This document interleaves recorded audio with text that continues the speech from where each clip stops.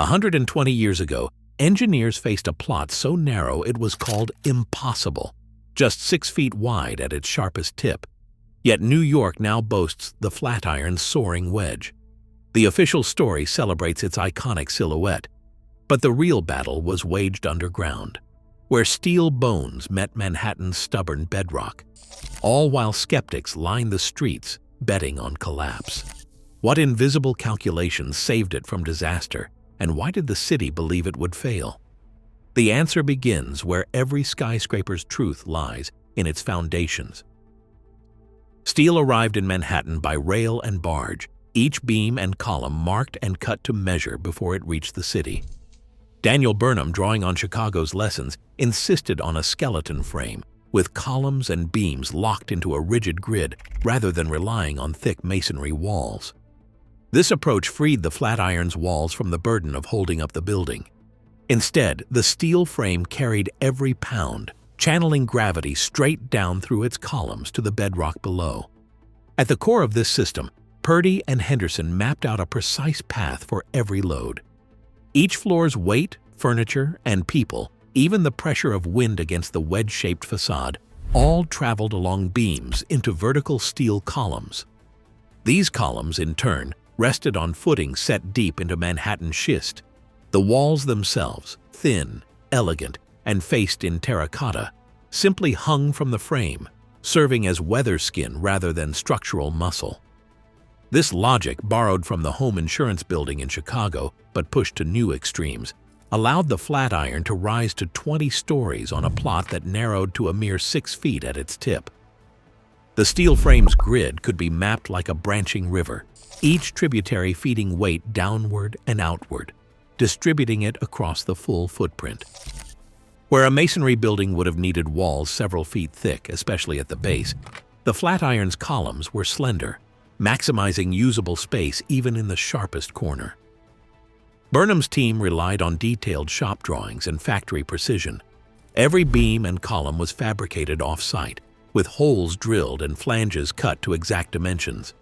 When the steel arrived, workers assembled it like a giant kit, raising a new floor each week. The accuracy of this prefabrication meant that even on a site squeezed between Broadway and Fifth Avenue, there was no need to pause for field adjustments. Columns aligned, rivet holes matched, and the skeleton grew skyward with a speed that stunned onlookers. By decoupling the walls from the structure, the Flatiron's engineers could shape the building to the lot, not the other way around. The steel skeleton made height possible on a triangle that would have defeated brick and stone. This same logic would soon define the New York skyline, but in 1902, it was still a leap of faith, one that rested literally on the invisible logic of gravity and steel. Excavation for the Flatiron building began in the summer of 1901 as crews worked through layers of Manhattan soil to reach solid schist bedrock 35 feet below the street.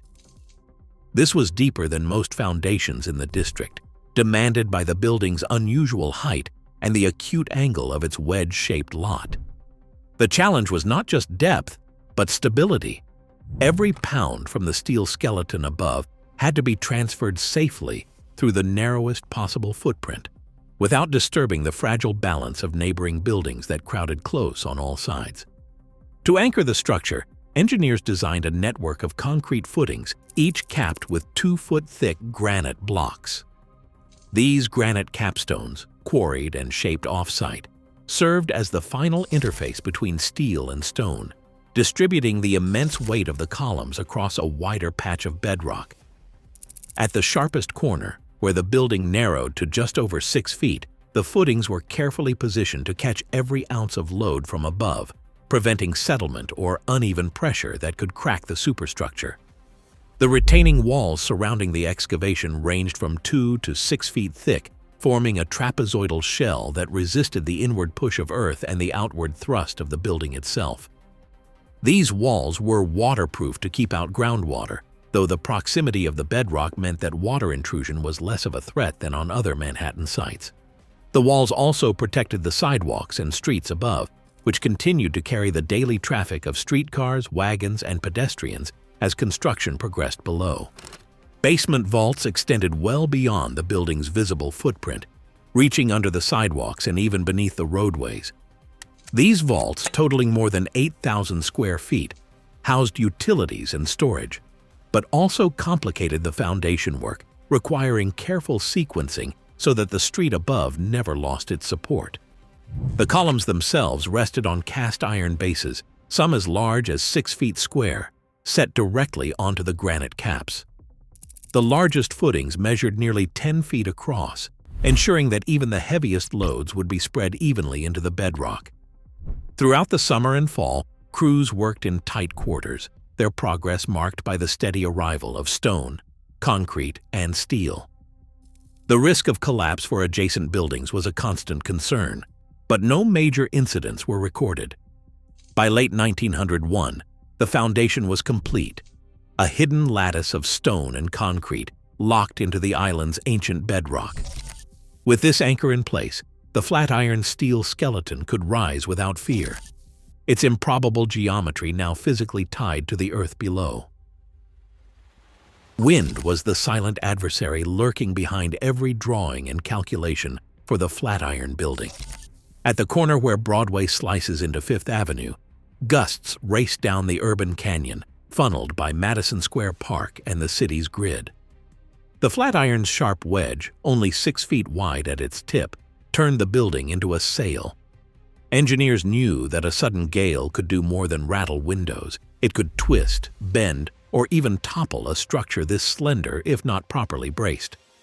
Corridon Purdy and his team faced a problem no skyscraper had yet solved at this scale. There were no wind tunnels, no computer simulations. Instead, Purdy relied on empirical formulas and a deep sense of caution. He calculated the pressures that might strike the building's faces, then multiplied them by 4. This fourfold safety margin was not just a buffer, it was a shield against the unknown. Where city codes might have demanded a certain strength, Purdy's design went far beyond, accounting for every possible direction and surge. The Flatiron steel skeleton was more than a vertical grid. Deep inside, diagonal braces crisscrossed between columns, forming rigid triangles that could resist twisting forces, what engineers call torsion. These braces acted like the bones in a bird's wing, channeling wind loads from the facade into the heart of the frame. At the base, the bracing was densest, anchoring the building to its granite-capped footings. Higher up, the pattern continued, ensuring that no story stood alone against the wind. Guy Nordenson, a modern structural engineer, describes the Flatiron's wedge as a wind amplifier. The sharp point does not just split the air, it creates swirling vortices and suction at the corners, magnifying the forces that try to wrench the building sideways. Purdy's solution, over-designing every joint, every beam, every brace, meant the Flatiron could shrug off gusts that would have threatened its peers. The result was a structure that felt almost overbuilt for its time. But as storms swept through Manhattan and skeptics watched from the street, the Flatiron stood firm, its invisible web of steel quietly absorbing every blow. The lesson was clear in a city of ambition and uncertainty. Prudence in design was not excess, but necessity. Terracotta arrived at the Flatiron site by the ton, each panel glazed and fired in kilns before being hoisted into place. For Daniel Burnham's engineers, this was not just a decorative flourish, it was a solution to a problem that threatened the entire project. Traditional masonry walls, the kind that lined most of Manhattan, weighed over 200 pounds per square foot. On a narrow 20-story wedge, that kind of mass would have overwhelmed even the strongest steel frame, pulling columns outward and risking collapse. John Oxendorf, a structural engineer and historian, points to the math. By switching to terracotta cladding, the dead load of the Flatiron's walls dropped to as little as 50 to 100 pounds per square foot. That's less than half the weight of brick or stone, multiplied across thousands of square feet. The savings were not just in pounds, but in possibilities. Lighter walls meant slimmer columns, sharper corners, and more usable space inside, especially at the building's 6-foot-wide tip, where every inch counted. Terracotta's strength comes from its hollow structure. Each tile is hollow, ribbed for rigidity, and locked to the steel frame with metal anchors. The panels could be molded into elaborate shapes, scrolls, cornices, even the Flatiron's famous crest, without adding bulk. Glazed surfaces kept out water, while air pockets inside the tiles acted as insulation, holding heat in winter and blocking fire from reaching the steel skeleton. The curtain wall system, as it came to be known, was more than an architectural trick. It was a leap in engineering logic. The wall no longer had to be a fortress, just a skin. Oxendorf describes it as a turning point, the moment when architects realized they could separate appearance from structure and let new materials do the heavy lifting. For the Flatiron, Terracotta did double duty. It lightened the load and set the stage for a new kind of skyscraper, one that could soar above the city without being weighed down by its own walls. In 1892, New York City rewrote its building code, opening the door for steel skeletons and a new approach to fire safety. No longer would thick masonry be required to shield every beam. Instead, engineers could use lighter, more flexible materials, if they could prove those materials would keep the building standing after a fire. For the Flatiron, the answer came in the form of terracotta. Each steel column and beam was encased in hollow, glazed terracotta tiles locked tightly around the metal. These tiles acted like armor, shielding the steel from flames and heat. In a fire, unprotected steel can lose its strength in minutes, warping or collapsing under its own weight. But terracotta, fired at over 2,000 degrees Fahrenheit, stands up to temperatures that would melt metal. The encasement blocked heat, starved flames of oxygen, and kept the building's skeleton cool long enough for any fire to burn out or be controlled. John Oxendorf, an expert in historic masonry, points out that this system was more than just a technical trick. It was a holistic defense, built into the very bones of the Flatiron. The terracotta wasn't just wrapped around the columns, it filled the spaces between floors, forming arches and slabs that supported every step and desk above. Builders set these tiles in place before pouring concrete, creating a continuous shield from the basement to the cornice. This method met the new code's demands, but it also went further. By integrating fireproofing into every surface, the Flatiron's designers protected the building from the kind of catastrophic collapses that had haunted earlier iron frame structures after major fires. The 1892 code change didn't just allow this approach, it encouraged it. The Flatiron's fireproofing became a model for skyscrapers across the city, proving that steel and terracotta could work together to create not just tall buildings, but safe ones. As construction moved forward, every new floor rose with its own protective shell, each tile a silent promise that the skyscraper's daring height wouldn't come at the cost of safety. At sunrise, the steel skeleton of the Flatiron building began to climb, floor by floor, on a schedule that left no room for hesitation. High above the city, rivet gangs worked the frame, 4 or 5 men per team, each with a job honed by repetition and risk. The heater kept a fire blazing on a small platform, turning iron rivets red hot. With tongs, one man passed each glowing rivet to the passer, who flipped it through the air to the catcher perched on a beam. A single mistake, a dropped rivet, or a missed catch meant lost time or worse, a serious injury. At 300 feet, the wind cut through the lattice, adding a shiver to every move. The catcher jammed the rivet into its hole, then the bucker braced a heavy bar against the far side. The riveter, wielding a pneumatic hammer, drove the head flat in a burst of sparks and smoke. Each connection fused steel to steel, locking the frame into a rigid grid. They moved fast, hundreds of rivets a day, the noise echoing down Broadway. The rhythm was relentless. Heat, toss, catch, hammer, repeat. A single team could finish a floor in a week, racing gravity and weather. Paul Sterrett, the superintendent, watched the pace closely. Delays meant costs, but speed could not come at the expense of safety. There were no harnesses, no nets, just balance and nerve, boots gripping narrow beams. Every rivet set was a small victory against the void below. As the building rose, so did the stakes. The Flatiron skeleton grew not just from steel and fire, but from the daily gamble of men who worked with both. On the sidewalks below the rising Flatiron, crowds gathered, craning their necks and wagering on disaster. The building's shape, so narrow at the tip it seemed to vanish into the sky, invited ridicule and doubt. Newspapers called it a stingy piece of pie and a monstrosity, with the New York Tribune wondering if the whole thing might blow over in the first strong wind. Bets were placed, some in jest, some with real money, on whether the tower would last a week or even a day against Manhattan's notorious gusts. Andrew Dolkart, an authority on New York architectural history, describes the scene as a kind of citywide spectacle. Passers-by speculated loudly, and even seasoned engineers from rival firms questioned whether Burnham's team had pushed their luck too far. The skepticism wasn't just idle talk. Many believed the steel skeleton, so different from the stone and brick they trusted, couldn't possibly hold up a building so tall and so thin.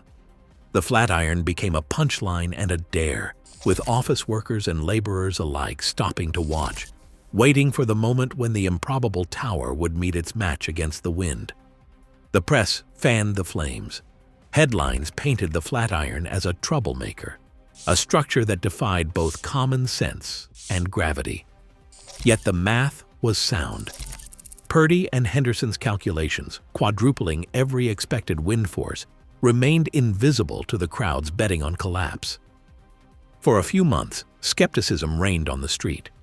But as each new floor rose, the odds began to shift, and the Flatiron's defiance of gravity became harder to dismiss.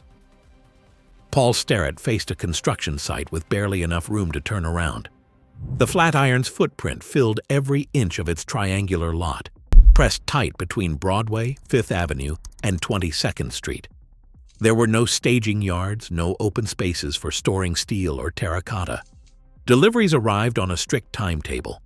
Steel beams, terracotta panels, and granite capstones had to move almost the moment they hit the curb. Sterrett's crews worked in a constant ballet of movement, threading materials through narrow alleys and hoisting them skyward before the sidewalks clogged with city traffic. Hundreds of tradesmen, including ironworkers, masons, carpenters, plumbers, and electricians, rotated through the site, each with their own schedule and specialty. The steel frame rose floor by floor, while below teams installed plumbing risers, gas lines, and electrical conduits into shafts barely wide enough for a man to squeeze through. The coordination was relentless. A missed delivery or a single misaligned column could halt progress for everyone. Sterrett's team relied on detailed sequencing plans, mapping out every hour and every inch, so that no crew blocked another, and every trade had just enough space to work. There was no room for error. With the building's sharp tip only 6 feet wide, even the smallest mistake could ripple through the entire project. Sterrett's oversight kept the operation moving with a precision that matched the building's design. By the time the roof beams were set, the Flatiron stood as much a testament to logistics as to engineering. A skyscraper built not just of steel and terracotta, but of careful planning and the daily discipline of hundreds working in perfect concert. Inside the Flatiron's narrow core, vertical movement posed a problem few buildings had faced. The wedge-shaped footprint, just 6 feet wide at its tip, left no room for the grand elevator bank seen in other skyscrapers. Otis engineers, called in at Burnham's request, studied the building's geometry and designed a custom solution: elevator shafts that bent and narrowed to fit the triangular plan, each one preserving precious floor space. Instead of stacking wide cabs side by side, they staggered smaller cars in offset pairs, threading them through the building's tightest angles. The main passenger elevators ran from the broad base up toward the narrow apex, with the shafts themselves tapering as they climbed. Cables and guide rails hugged the steel skeleton, routed through channels mapped in the earliest shop drawings. Every inch counted. At the tip, the elevator shaft walls were only inches from the building's limestone and terracotta skin. Otis's safety brakes, patented decades earlier, gave tenants confidence to ride to the upper floors. The result was a vertical system as tailored as a suit, one that moved hundreds of people a day without wasting a single square foot. The success of this mechanical choreography proved that even in the most unlikely geometry, engineering could find a way up. At the intersection of Broadway and Fifth Avenue, the Flatiron Building did more than reshape the skyline. It changed the sidewalk experience forever. The building's sharp wedge split the wind, sending powerful downdrafts swirling onto the street below.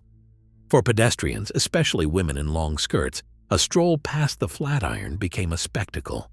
Newspapers and city lore quickly latched onto the phenomenon.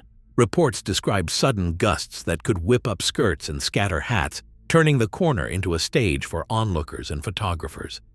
Some called it the Flatiron Breeze, a local hazard and a source of endless amusement for crowds gathered at the base. Modern simulations show how the building's triangular form compresses and accelerates the wind, creating jets that shoot downward and outward at street level. Gusts funneled by Madison Square Park hit the narrow tip, then exploded along the sidewalk with twice the force felt in the open.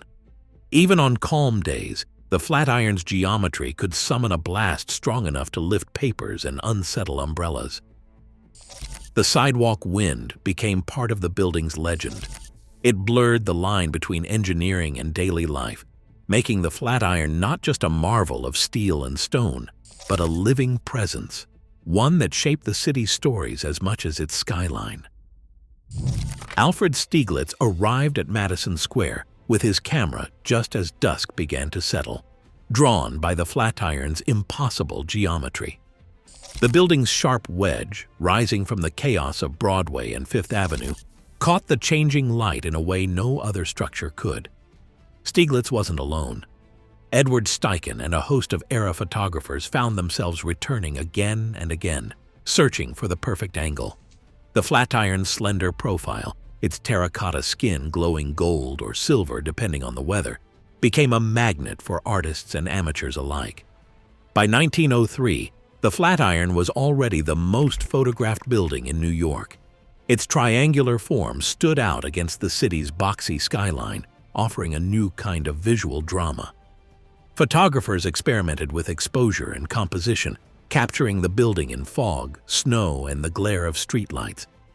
The Flatiron's presence in these early photographs transformed it from an engineering experiment into a symbol of modernity. Photo historians point to these images as the moment when architecture became art in the public eye. The building's silhouette, framed by Stieglitz and his peers, entered the cultural canon, reproduced on postcards, in magazines, and in exhibitions across the world. The Flatiron's visual legacy grew with every shutter click, securing its place not just as a feat of engineering, but as an icon of the American city. Steel framing and terracotta cladding, once radical on the Flatiron site, soon became the backbone of skyscraper construction across the country. Within a decade, architects and engineers from Boston to San Francisco were specifying steel skeletons with lightweight curtain walls, adopting the very logic that let the Flatiron squeeze 20 stories onto a sliver of Manhattan real estate. The building's envelope, designed to hang like a skin from the frame rather than bear weight, was replicated in towers rising in Chicago, Detroit, and beyond. The separation of structure and facade unlocked new freedom in form and function. Architects could shape buildings to fit awkward lots or chase the sky, knowing the frame would carry the load and the cladding could be light, fireproof, and flexible. The Flatiron's wind-bracing system, engineered to withstand 4 times the expected pressure, set a new bar for safety and stiffness in tall buildings. In technical journals and at engineering conferences, drawings of the Flatiron's diagonal bracing and terracotta-encased columns circulated as the new standard. This diffusion of method, steel skeletons, curtain walls, empirical wind design, defined the next generation of urban skylines. The Flatiron's DNA can be traced in every modern skyscraper that rises on a tight site, shrugs off storms, and trusts its skin to do more with less. More than a century after the first steel beams locked together above Fifth Avenue, the Flatiron's bones remain sound. Modern preservation engineers, teams from firms like Wyss, Janney, Elstner, and Thornton Tomasetti, have inspected every inch of the structure, from the granite footings to the terracotta crown. Their reports tell a clear story. The original steel frame, once a leap of faith, has suffered only negligible section loss despite decades of weather and city life. Most columns and beams show less than 5% corrosion, their strength barely diminished since 1902. The terracotta cladding, too, has held up under the city's freeze-thaw cycles, with only modest repairs needed where water found a path through old joints. To test the Flatiron's wind resistance, engineers now use computational fluid dynamics simulations that model how air flows and swirls around its sharp wedge. These digital wind tunnels confirm what Purdy and Henderson could only estimate with pencil and slide rule. The building's bracing still absorbs gusts far beyond what the city's codes require. Where early critics pictured the tower toppling in a gale, simulations show the structure shrugging off the strongest winds that sweep down Broadway. The steel skeleton, over-designed by a factor of 4, remains more than equal to the task. After 120 years, the verdict is clear. The Flatiron's original engineering, its deep foundation, redundant bracing, and fireproof shell, has outlasted every doubt. Preservation experts call it a model of durability, a building whose safety margin has not eroded with time. The impossible triangle, once a wager, now stands as proof that careful calculation and craftsmanship can endure for generations. Engineers today still analyze the Flatiron's steel frame, finding it overbuilt for forces 4 times greater than expected. Proof that bold risks can outlast the skeptics. As cities grow denser and plots grow stranger, the Flatiron's lesson endures. Impossible constraints fuel the innovations that define skylines. Every wedge-shaped gap is a future landmark in disguise. Thanks for watching. What overlooked feat of engineering should we explore next?